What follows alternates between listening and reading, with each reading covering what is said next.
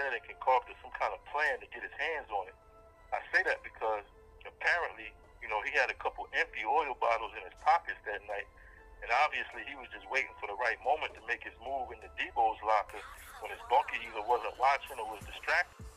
Now what he did was try to be slick. He didn't just steal the oil bottles. What he did was actually just poured out a little bit of each one into the empty bottles that he had, and then placed the oils back in the locker as if to look like nothing had been disturbed or messed with.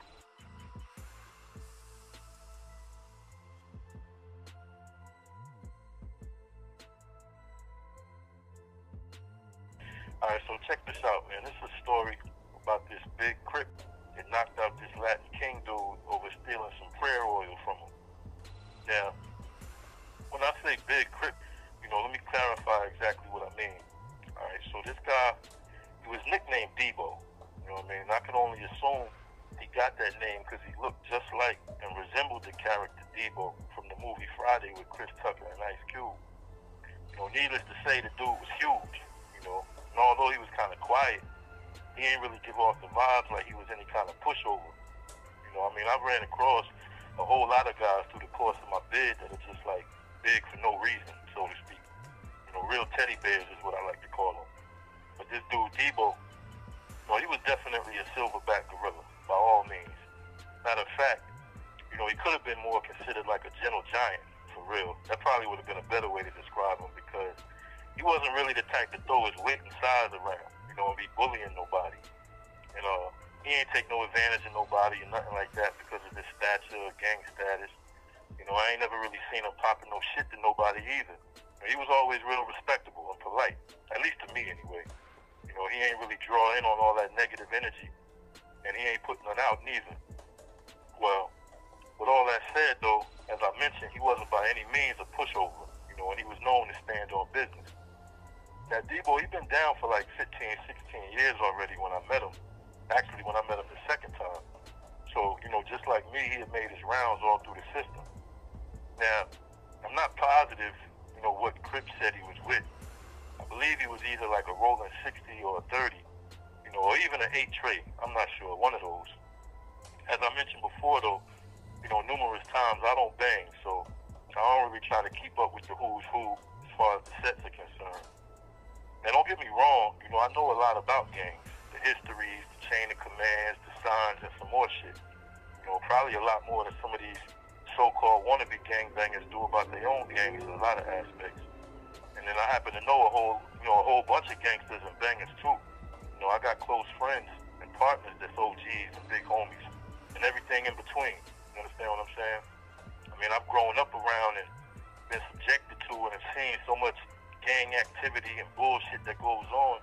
It's kind of hard not to be aware, as well as knowing some real respectable men and witnessing politics, both inside and outside the system between different gangs that have made humongous differences and changes for the better in a whole lot of ways. Anyway, the point I'm trying to make is I ain't new to none of this gang shit, and I'm far from naive. Like I said, I got niggas from both coasts and everywhere in between that live that shit for real, and they'll die and go to prison for a real long time and a heartbeat behind the shit that they represent. So don't ever get it twisted and think just because I myself don't bang or twist up my fingers and fly rags or claim no sets that I don't know what I'm talking about. Trust and believe. If it's something that I don't know about, then I just won't speak on it until I get the facts. And that's with anything. So just know what comes out of my mouth, you can rest assured is the absolute and undeniable truth. No pun intended on that either, I'm just saying. Anyway, I said all that to say, the dude Debo, he was definitely for real with his shit. You know what I'm saying? Usually most of the Crips that I've met and ran across in the system out here in VA are. And, I mentioned before in the story, I think that, here in Virginia's prison system, especially depending on which prison we're talking about, it's always a decent amount of Crips for sure. But not anywhere near the amount of Bloods that you're going to run across. And that's pretty much everywhere on the whole East Coast, I believe. On the West Coast, it's definitely the opposite. Whereas, it's a whole lot more Crips than there are Bloods. But on the East Coast, the Bloods most certainly got the numbers. Anyway, that's all beside the point. What I'm getting at is the fact that the Latin Kings, they're probably one of the smallest and non-existent gangs in the Virginia prison system. Virginia as a whole, for real. I want to say throughout my whole collective 15 plus years in the system, I probably met only about 3 or 4 in total, and that was also on totally separate occasions. And out of that 3 or 4, 2 of them was from New York, particularly the Bronx and Long Island, and they represented what's called the Bloodline, which is a New York-based fraction of the Kings. And one of the dudes that I met, he was out of North Philly, and he represented the KMC, which is based out of Chicago, which is also where the Kings actually originated in the first place. Anyway, my point is, these dudes is highly, highly outnumbered by any and every other gang or group in the system out here in VA. So I don't know what made this particular King nigga think he was going to get away with stealing from another rival gang member. Not to mention, it's always been my understanding that the Crips and the Kings, they always been like arch rivals at that. And they don't get along by no means, at least not supposed to, especially here on the East Coast. It's pretty much the same rivalry that they got with the GDs in the Midwest. Now, I don't want to get, too deep all into that, because that's not really what I'm here for, but for those who don't know, just to give y'all a little better understanding of what I mean, you got to realize that when it comes to the Kings and the Vice Lords, and even the Bloods for that matter, they rock the 5, which basically means they represented with a 5-point star, which actually makes them allies somewhat. Whereas the GDs, they use 6-pointed star, which with pitchforks and stuff like that for their representation. Well, Crips don't use none of that, So besides the various colors, blue and red, yellow and black, whatever else, the flags and the signs that represent each organization.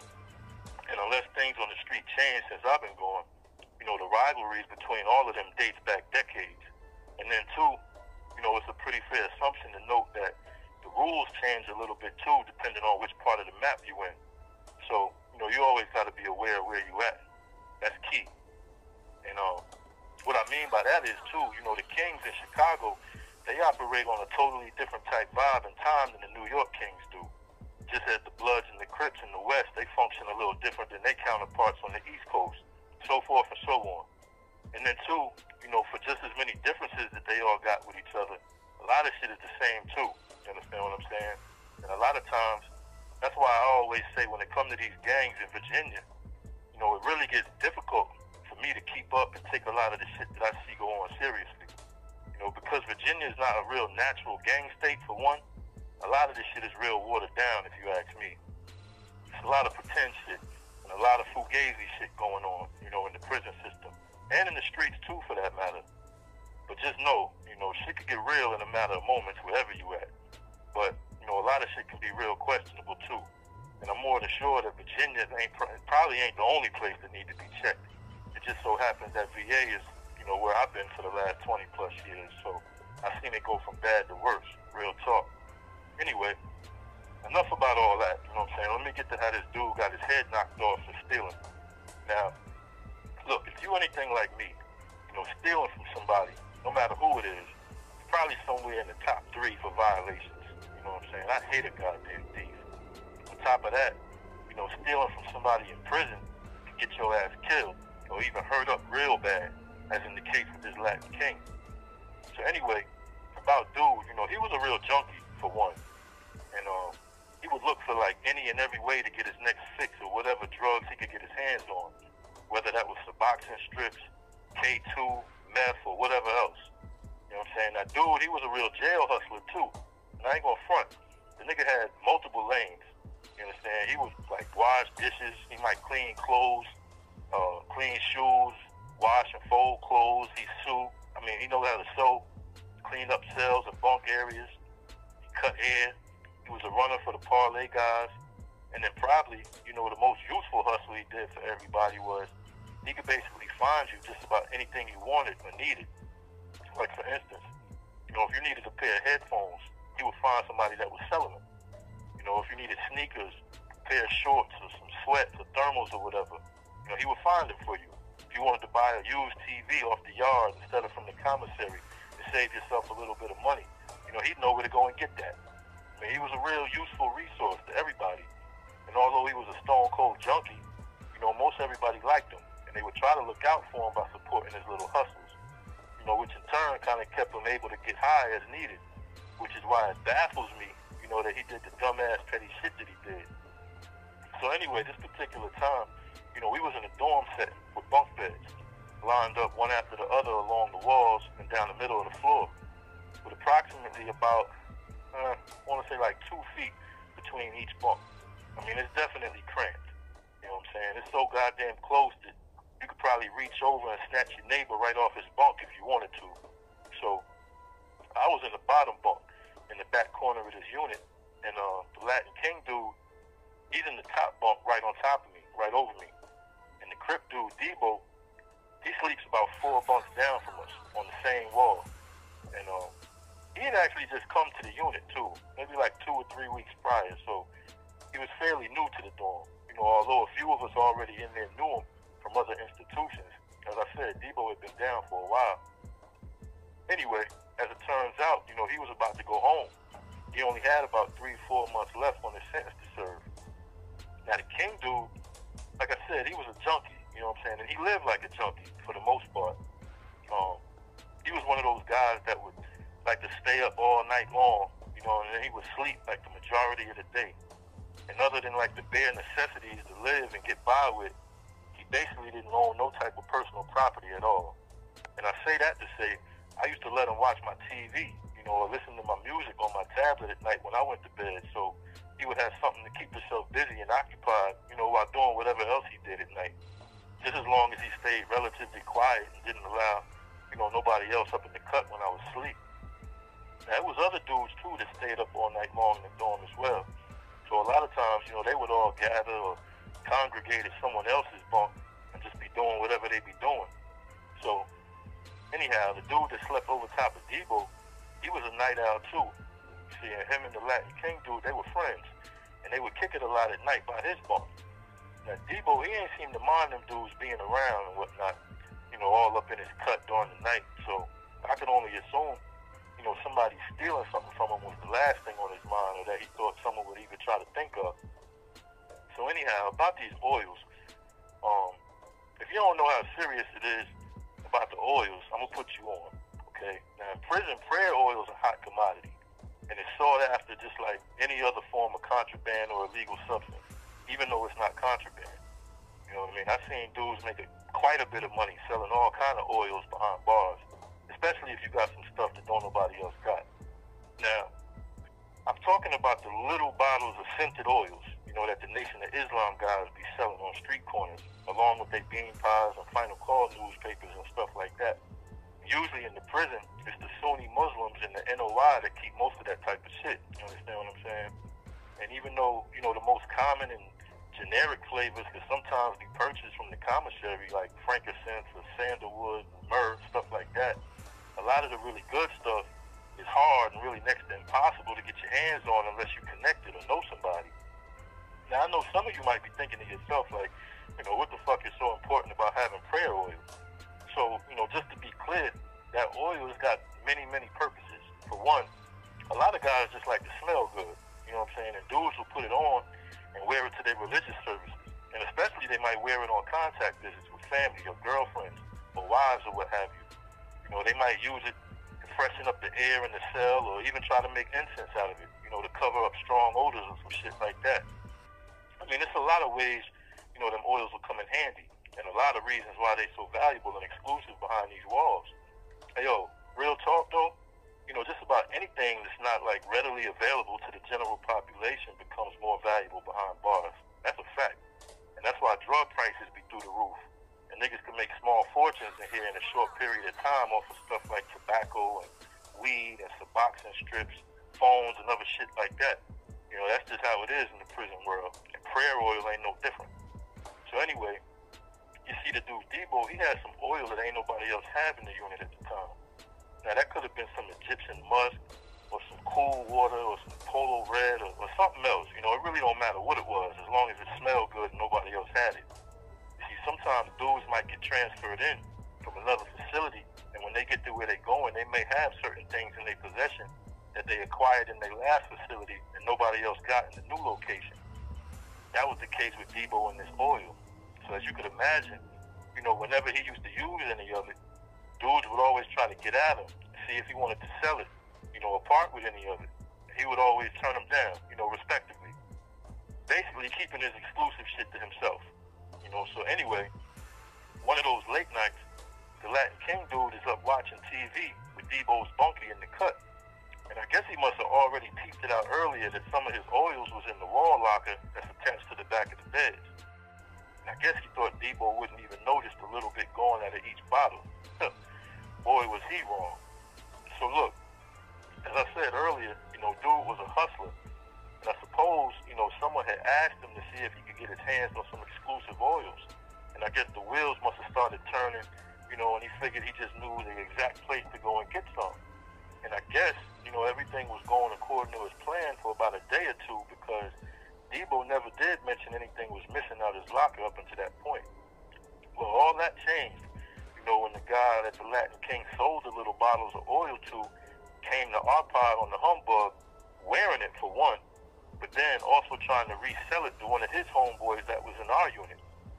So his homeboy ends up buying it from him, and then he comes prancing his ass around the pod as if to say, yeah, Debo ain't the only nigga with some exclusive oils, and he's showing it off to everybody, and telling dudes his homeboy in the next building hooked him up and all that.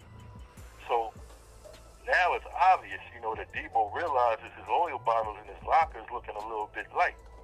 So he wound up asking dude to let him see and smell the oils that he got, and he inquires the dude who sold it to him and where he got it from. Long story short, he winds up narrowing it down to the hustling junkie Latin King dude. That's all it took. So the very next day, it's about noontime. And as I said, the King nigga, he likes to sleep most of the day, but he got to get up and stand for count time, which is usually about 12:15.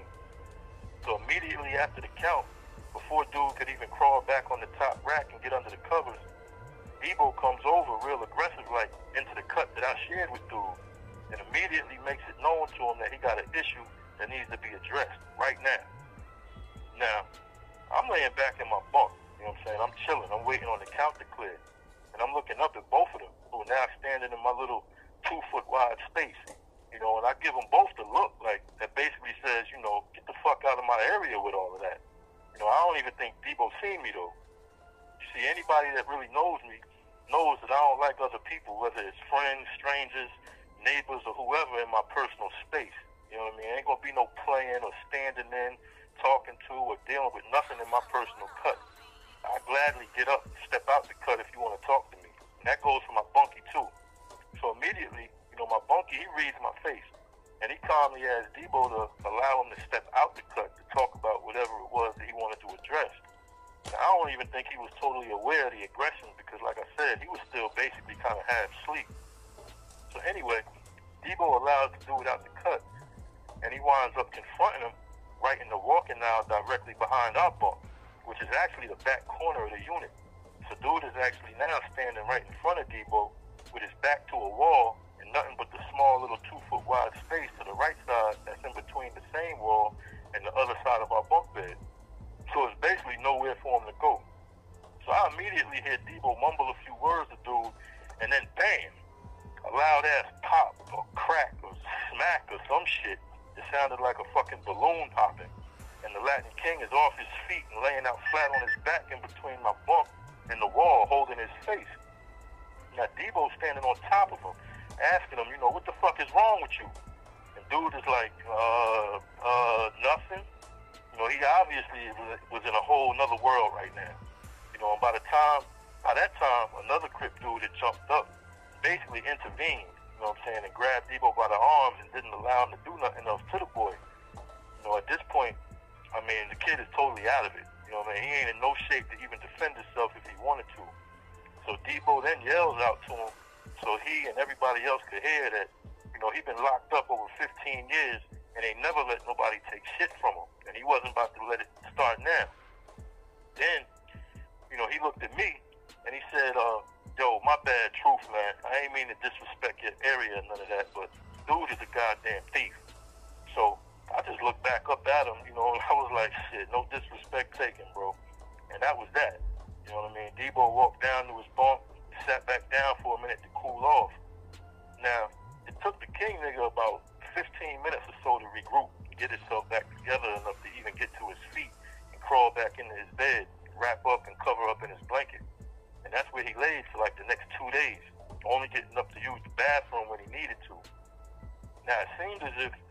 you know, it was all good and smooth sailing, and nothing was going to happen until the third day when the officers actually came around to do a face card count. That's where they want to look at your face and match it to the photo card in their little booklet just to ensure everybody's still in their proper box and in their correct unit. I mean, it's pretty routine, but they just don't do it too often. So, you know, it was just their luck that they decided to do one that day. So when they reached the King dude, that's when they noticed, you know, his face was all swollen and disfigured, and they wound up removing him immediately from the building. And I suppose, you know, it was at that point where they reviewed the cameras and all that and actually seen what took place a couple days prior, and they ain't waste no time coming back to take Debo out the building in cuffs and take him to the hole to lock him up. Now, Debo, he wound up staying in the hole for a couple weeks before they raised the security level and wound up transferring him to a whole other facility. And from what I heard, you know, because of the extent of the damage that he inflicted on that boy's face from just a single punch, the state actually wanted to press charges on him. But the dude that got hit, he held solid, and he wouldn't take no part of it.